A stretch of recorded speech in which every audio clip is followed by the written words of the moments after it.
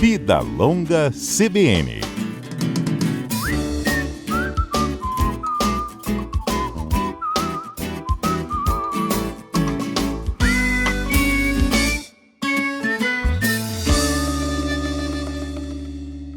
Ao se exercitar, especialmente em academias, é fundamental colocar a sua segurança sempre em primeiro lugar. Infelizmente, a gente vem observando cada vez mais casos de lesões devido à execução inadequada em treinos ou carga excessiva e até falta de alongamento. Esses fatores podem resultar em lesões físicas, em dores musculares. Além disso, é muito importante que a gente tome também algumas precauções para evitar acidentes nas academias, já que os aparelhos, devido ao peso ou à carga, podem representar risco. O convidado do Vida Longa CBN deste sábado é um profissional da área da educação física, é o Renato Fraga, ele que vai nos orientar sobre cuidados que devemos tomar para evitar lesões e acidentes. Renato, bom dia, seja bem-vindo. Bom dia, Fernanda. É um prazer enorme falar com vocês. Eu é que agradeço. Renato, ainda mais nessa onda agora de novembro, que todo mundo quer ficar bom para o verão, não é mesmo? As academias estão lotadas. Aumenta bastante o fluxo de praticantes, né, e pessoas buscando aí melhorar sua composição corporal e entrar em forma. É verdade. Todo mundo pode praticar atividade física? Eu acho que a gente tem que começar do zero, né? Então, Fernanda, o ideal é que antes, né, de iniciar a atividade física, é que esse indivíduo, essa pessoa, ela passe por alguns exames, né? Seja um cardiologista, seja um responsável mesmo, um educador físico, para poder avaliar a sua composição corporal, sua parte fisiológica, né? Como é que está a consciência corporal, sua parte física também, né? Então, o ideal é que sejam feitos alguns testes antes dela estar iniciando esse programa de treinamento. A partir daí se define, então, o que a gente está mais apto a fazer? Vamos lá. Primeira questão, quando a gente fala sobre academias, né? O ideal é você saber se esse profissional responsável pela prescrição, ele é formado. Já começa por aí. Se ele está apto ao programa e ele pode realmente assumir essa responsabilidade. Acho que é o primeiro passo, né? Ok. Antes disso, o que a gente mais acaba observando nas academias é que muitos indivíduos e praticantes acabam não respeitando os programas de treinamento que são elaborados, né? Por mais que tenha ali um professor prescrevendo, né, com toda a formação necessária, toda a instrução que requer para poder fazer uma planilha de treino, muitas pessoas ainda não consideram isso como se fosse uma coisa essencial e necessária, entendeu? Acabam deixando de lado essa importância. Entendido. Nas academias, Renato, existem os treinos aeróbicos e de força. Me explica a diferença de um para o outro e a gente precisa necessariamente fazer os dois? Não necessariamente, né? Cada indivíduo, na maioria das vezes, eles buscam algum tipo ou alguma necessidade específica no qual a atividade física dele deseja, né? Praticar, no caso. Não especificamente você tem que fazer os dois. Lógico que eles se completam, né? O treinamento de força é importantíssimo, assim como o treino aeróbico também para te gerar condicionamento. Então, assim, o ideal é que seja feito de maneira conjugada, vamos falar assim, associada, para que você possa desenvolver capacidades diferentes e se tornar cada vez mais apto a desenvolver as suas tarefas do dia a dia. Tanto de a parte, né, cardiorrespiratória, que é tão importante. E onde é que a gente peca, Renato? É no excesso? Negligência, até. Né? A negligência por falta, né, e muitas das vezes falta de atenção. Excesso de carga, por exemplo, são três, assim, observações muito fáceis de você conseguir observar na sala de musculação. Hoje em dia, por exemplo, é muito comum você observar indivíduos treinando com o celular, por exemplo, né? Que é um equipamento hoje que dificilmente as pessoas acabam convivendo sem, digamos assim, né? Até por conta das facilidades e ferramentas que ali se encontram. Mas a falta de atenção é algo que acaba ocasionando mesmo os acidentes, vamos falar assim, né? Que por falta de atenção, eles se tornam cada vez mais comuns hoje na sala de musculação. As pessoas estão tão conectadas até na academia, né? Ou respondendo mensagens, ou fazendo selfie, que acabam se descuidando da segurança própria. Perfeito. Outra coisa que a gente pode observar, que acontece com muita frequência, é a não utilização dos equipamentos de segurança. As travas, por exemplo, como você falou, né, os equipamentos evoluíram. Hoje você tem uma série de equipamentos que oferecem aí, a tecnologia, né, melhorou bastante, mas ainda as pessoas acabam deixando de lado. Por exemplo, botar uma coisa simples, que é a trava, ou a gaiola, por exemplo, de agachamento, que muitas das pessoas, ao invés de utilizar aquele espaço específico para a realização daquele exercício, elas se afastam, saem daquele local seguro e colocam a sua integridade em risco, né? Então, assim, são coisas simples que acabam sendo negligenciadas. Verdade. Renato, o que eu vejo muita gente também é fazendo exercício de forma errada e não sendo corrigido. Então, aí entra duas situações, né? Às vezes por falta de atenção do profissional responsável por sala, e às vezes por falta também do aluno buscar essa ajuda que está ali à sua disposição, que muitas das vezes acaba, eu não sei por conta exatamente o que falar, vamos falar assim a palavra exata, mas não gostam de abordar ou serem abordados por esses profissionais e acabam se tornando autônomos, digamos assim, mas sem um conhecimento específico para poder treinar de maneira segura e eficiente. Deixam de lado justamente aquela ajuda que está à sua disposição, ao seu alcance, né? E acabam fazendo as coisas por conta própria. E isso pode levar a uma lesão. Sem sombra de dúvida, o exercício tem que ser bem orientado, tem que seguir um programa de treinamento bem elaborado, para que você tenha certeza do que está sendo realizado de maneira segura e eficiente.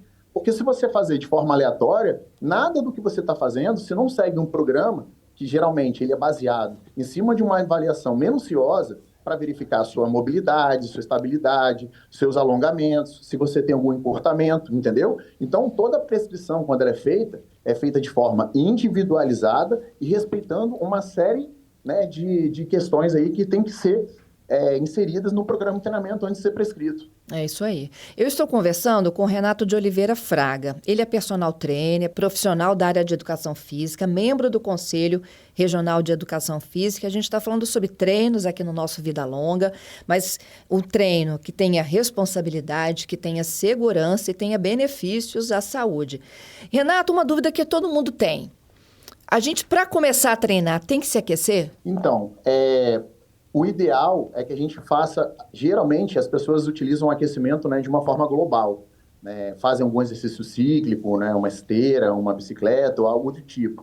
Mas existem outras maneiras também que você pode estar fazendo, de exercícios, por exemplo, para estabilidade, pressão miofascial, que servem também, entendeu, como preparatórios para você iniciar uma sessão de treino. Então, não necessariamente precisa ser um aquecimento. A gente utiliza esse nome, essa nomenclatura, como forma de você mensurar que está, digamos assim, aumentando a temperatura corporal para iniciar uma atividade mais intensa, digamos, né, com essas palavras aí. Entendido. E o que nos leva aumentando essa temperatura corporal? O início da atividade física. O movimento, ele tem a capacidade de gerar na gente, né, funções metabólicas, né, onde aumenta a circulação sanguínea, aumento da temperatura, que vai preparar justamente o seu corpo para receber um estímulo mais intenso. Entendido. Bom, Renato, e o alongamento? Que horas que ele entra nesse treino? É no início, é no final? Não existe uma obrigatoriedade, tá? Tem gente que faz o alongamento antes do treino, tem gente que faz o alongamento após o treino. O importante é você saber necessariamente qual alongamento fazer e fazer de maneira correta, né? Tem gente que consegue fazer ele antes do treino, tem gente que consegue realizar após o treino. Isso não tem problema, não é uma obrigatoriedade. O importante é você fazer o alongamento, não deixar ele de lado. E o alongamento, ele nos alivia de tensões, de lesões, é isso? Esse é o papel do alongamento? Tem, no alívio da tensão mecânica que é exercida no músculo, mas ele também te dá capacidade de grandes amplitudes na hora de execução dos movimentos. Então, assim, é importante que você tenha um corpo, né, esteticamente bonito, mas que ele seja funcional. Então, ele tem que estar alongado, fortalecido e com a estabilidade necessária para você executar as tarefas do dia a dia. Entendido. A partir do momento que eu tenho uma lesão, como é que fica a minha atividade física? Então, tem que ser feita uma avaliação, né, para analisar direitinho o que dá para você prescrever para aquele indivíduo especificamente que vá conseguir executar alguma outra tarefa, alguma outra atividade física ou treinar um outro grupo muscular sem acometer ou agravar aquela lesão que ele já se encontra, entendeu? Ou apenas reduzir a intensidade do treino no qual está sendo submetido. Mas não é necessário exatamente que ele fique completamente parado. é feita uma avaliação, na maioria das vezes, essa avaliação serve como uma análise para você saber o que pode ou não ser feito diante daquela lesão. E o grau vai determinar se ele pode ou não dar continuidade aos treinamentos. Renato, é necessário haver um rodízio no treino? Por exemplo, hoje é só perna, amanhã é só braço e por aí vai? Então, o programa de treinamento, ele é elaborado de acordo com as necessidades de cada indivíduo. Então, assim, de acordo com o indivíduo busca, em termos, eu quero fazer um trabalho de fortalecimento de membro inferior. Aí vai ser elaborado um plano em cima dessa necessidade dele. Então, assim, não existe uma regra. A elaboração do plano é de acordo com a necessidade de cada indivíduo. Tem indivíduos que vão precisar fortalecer mais o lombar, tem indivíduos que vão precisar, né, fortalecer mais a cintura escapular. Então, assim, depende de cada indivíduo e essa prescrição é feita de acordo com essa necessidade. Entendido. E agora, se eu dividisse essa nossa conversa aqui por faixa etária, esportes e atividades adequadas para crianças, para jovens, para adultos e para mais de 50 e 60. Então, eu diria que o treinamento de força, ele entra, assim, como base para qualquer treinamento. Eu só não incluiria, talvez, no infantil, que eu acho que o coletivo ele traz mais possibilidades, principalmente lúdicas, para que a criança possa se desenvolver nesse aspecto, né? Mas o treinamento de força, ele serve principalmente para nos dar a capacidade de uma qualidade de vida melhor. Ainda mais quando a gente fala de terceira idade, entendeu? Que hoje é deixado de lado esse treinamento muito importante para reduzir, por exemplo, a perda de massa muscular, que acomete muito na questão funcional, né, dessa faixa etária, e acaba cometendo também na perda de qualidade de vida. Então, acho que o treinamento, quando ele é bem orientado, de forma responsável, né, respeitando os limites fisiológicos de cada indivíduo, ele é bem, sem dúvida, muito bem aceito. E o mais indicado. Existe uma idade mínima para que a pessoa possa ir para uma academia fazer, por exemplo, um treino de força? Já tem. Hoje a gente. O cenário mudou um pouquinho, você consegue ver mais, digamos assim, adolescentes. Não vou dizer crianças, porque ainda existe um certo medo nos pais, né? Ainda em permitir que as crianças façam esse tipo de treinamento. Mas os adolescentes, por exemplo, hoje já vem a faixa etária de 13 anos frequentando a academia, assim, num grande número, entendeu? Bastante adolescente hoje já busca já esse tipo de treino, até para poder se desenvolver em outras modalidades esportivas que eles praticam, como forma de complemento. Entendido. E para quem tem mais de 50 e 60, tem que dar uma aliviada na carga ou não tem?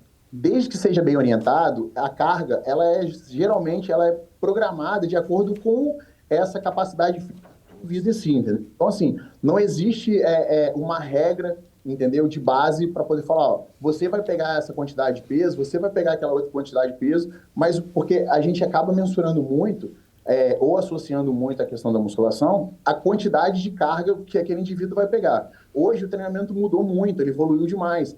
Hoje a gente tenta trabalhar a funcionalidade do corpo, dando ao indivíduo mais mobilidade, mais estabilidade, mais consciência corporal para que ele possa treinar de maneira segura e efetiva, entendeu? O treinamento de força o peso, digamos assim, que muita gente acaba associando, ele é apenas uma parte do treinamento, entendeu? Que engloba uma série de outros fatores. Não é só pegar carga ou, né, fazer movimento com muita carga, onde a gente coloca a integridade do indivíduo em risco. Na verdade, a gente tenta melhorar em todos os aspectos, englobar várias questões, habilidades motoras junto com o treinamento. Entendido. A quantidade mínima de atividades ao longo da semana?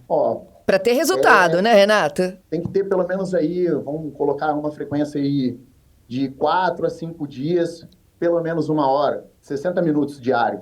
Em 4 dias por semana, pelo menos. Só descansa no final de semana?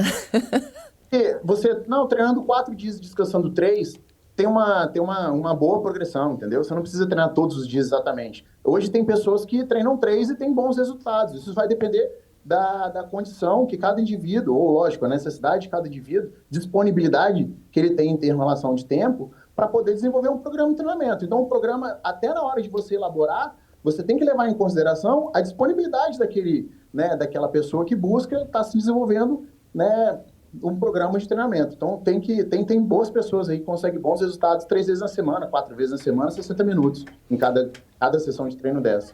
E é preciso descansar entre um treino e o outro? O músculo, ele precisa de recuperação, assim como ele precisa ser estimulado, né? Então, assim, não dá para treinar demasiadamente. Não é quanto mais eu treino, mais eu desenvolvo. Não. Dentro desse processo, tem a questão da recuperação muscular, que é importantíssimo para que ele possa se desenvolver aí ao longo, né, do programa de treinamento. Entendido. Renato, adorei nossa conversa. Muito obrigada pelas dicas, hein? Eu que agradeço a participação. E vida longa CBN, né? Vida longa para todos nós. Vida longa, muita saúde para todos. Obrigada, para você também. Até uma próxima. Valeu, tchau, tchau. Grande abraço. Eu conversei com o Renato de Oliveira Fraga, ele é personal trainer, é profissional da área de educação física, membro do Conselho Regional de Educação Física e dicas aqui para o nosso treino com segurança e em busca de resultados.